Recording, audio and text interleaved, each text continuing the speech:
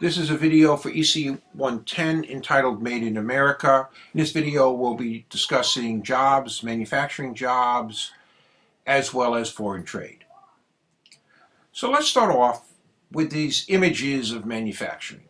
And when we think of manufacturing jobs, the images that sort of come to mind are these 1920 pictures I've put up here of Henry Ford's assembly line.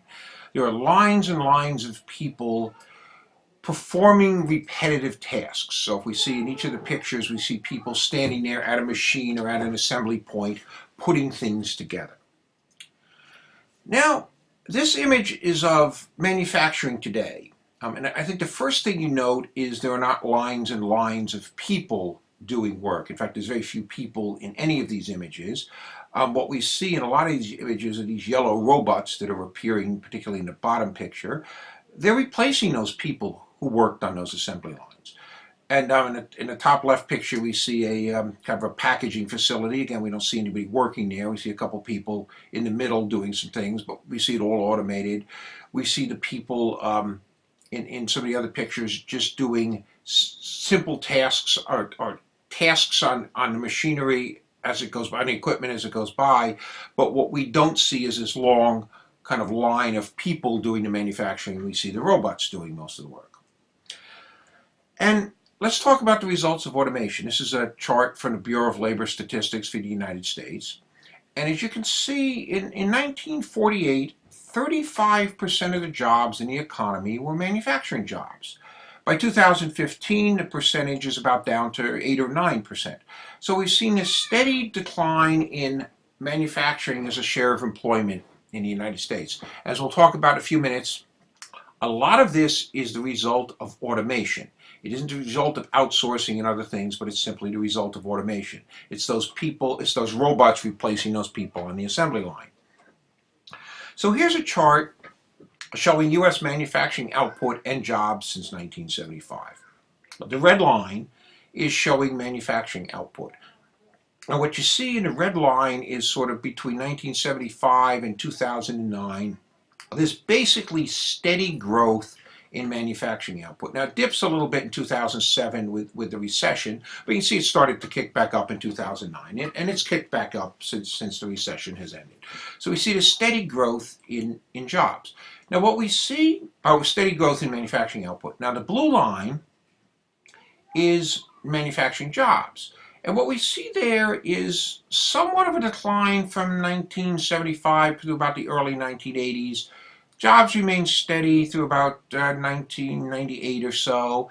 And then we start to see in 1998, 2000, we start to see this steady decline in manufacturing jobs.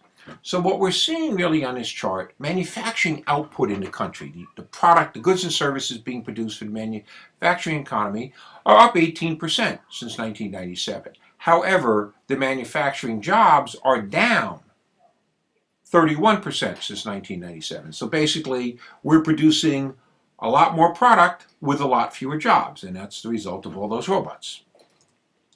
So when we talk about manufacturing jobs today, we're not talking about these people on the assembly line.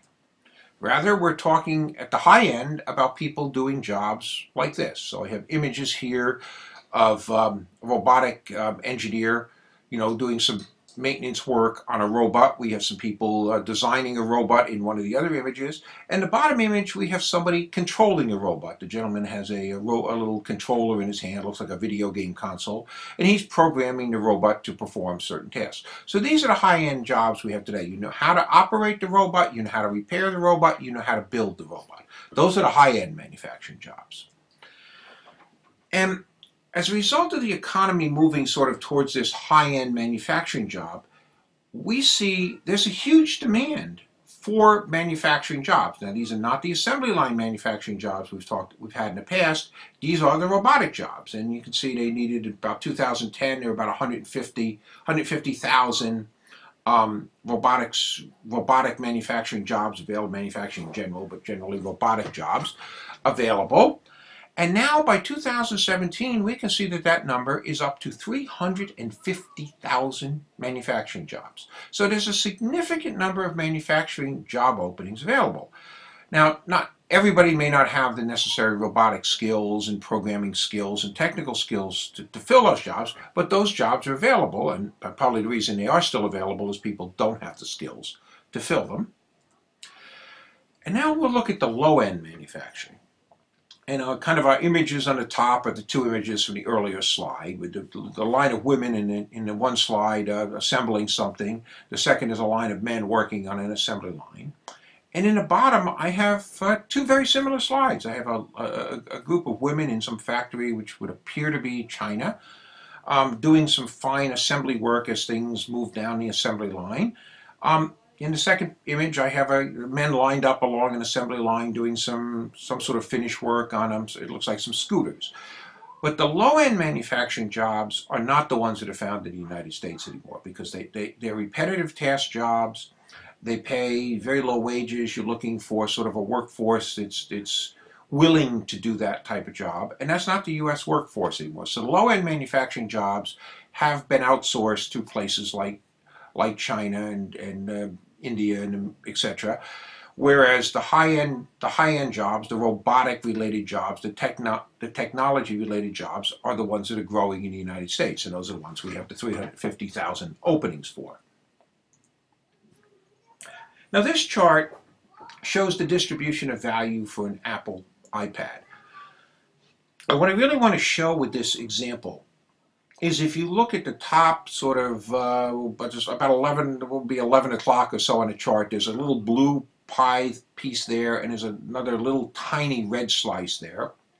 The blue slice says non-Chinese labor is 5%, and then it says that Chinese labor is 2%.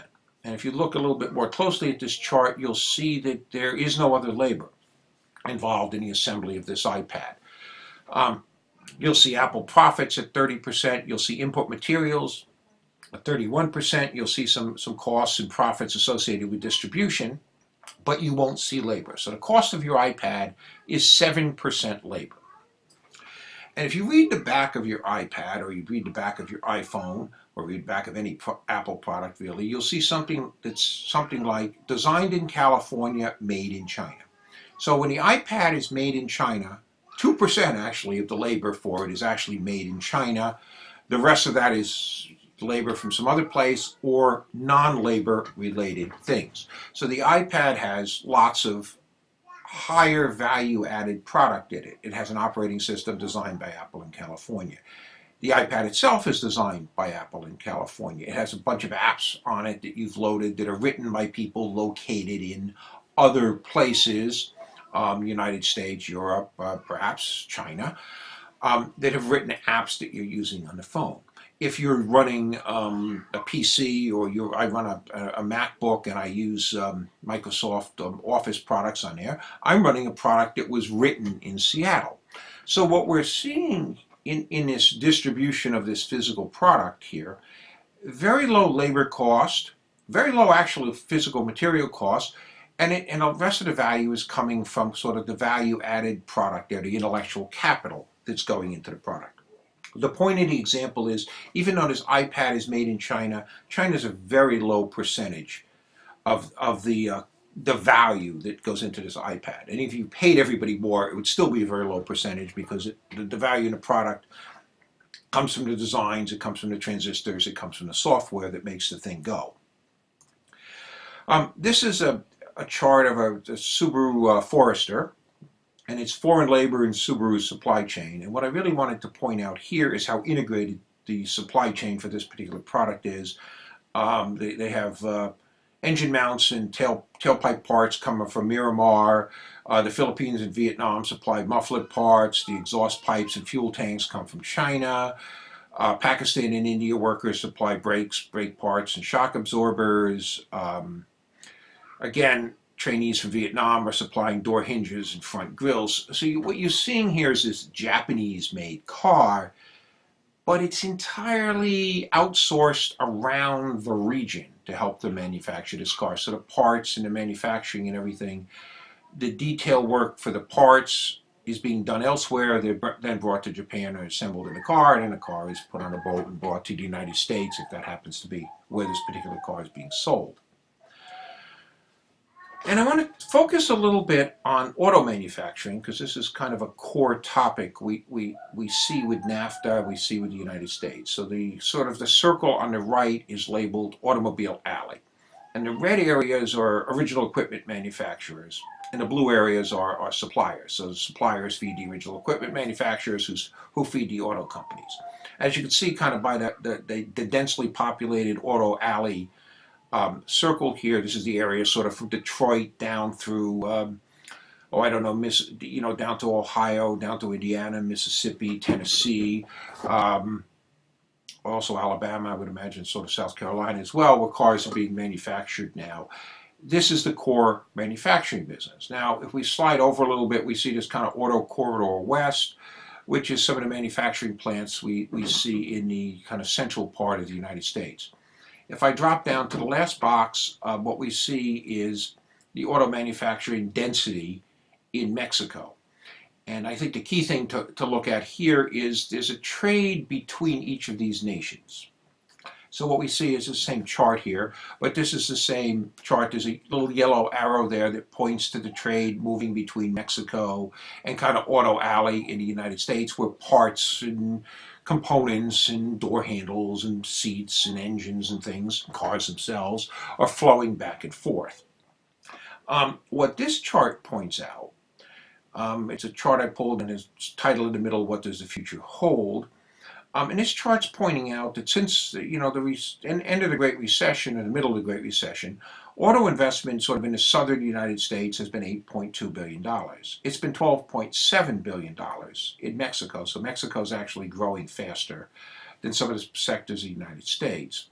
And according to the chart, this is being attributed to free trade. Mexico has more free trade agreements. So the United States has free trade agreements with the United States and Canada. Mexico likes the free trade agreement structure, so they also have free trade agreements with places like the European Union. So if a car company is looking where to decide to manufacture, should I build my plant in the southern United States or should I build it in Mexico? Mexico sort of becomes the logical choice because from Mexico you can send it duty-free into the United States, and you can also send it duty-free into Canada. If you build it in Tennessee, you can send it duty-free back and forth to Mexico, but there's going to be this 10% tariff that's going to exist if you export it to the European Union. So Mexico's gotten wise to trade agreements. They also have cheaper labor, and more importantly, they kind of have this growing parts infrastructure that's taking place there. As you start building the auto plants, in the red, the blue area starts to fill in as well with the suppliers. So the more suppliers you get, the easier it is to build and supply the factories, if you will, south of the border. This is what we first saw in the United States when they moved from Detroit down south. Now we see it moving from the south down to Mexico. Only real difference there in this trade pattern is Mexico crosses an international border. When we moved from Detroit to Tennessee, we didn't cross an international border, so it didn't get quite the notice in the press. And the final two things I want to show you really regard Mexico trade and NAFTA. So the chart on the bottom, the line chart, this is agricultural trade between the United States and Mexico. And the blue line is sort of cumulative, it's annual U.S. exports of agricultural goods to Mexico. And the orange line on the bottom is U.S. imports from Mexico. And I think what's showing very clearly up until about 2014 is that the U.S. has actually been exporting more agricultural products, food, to Mexico than it has been importing from Mexico. So if you're an agricultural producer, you think NAFTA is a good deal because you're able to, it's another market for your product and you've been selling it there.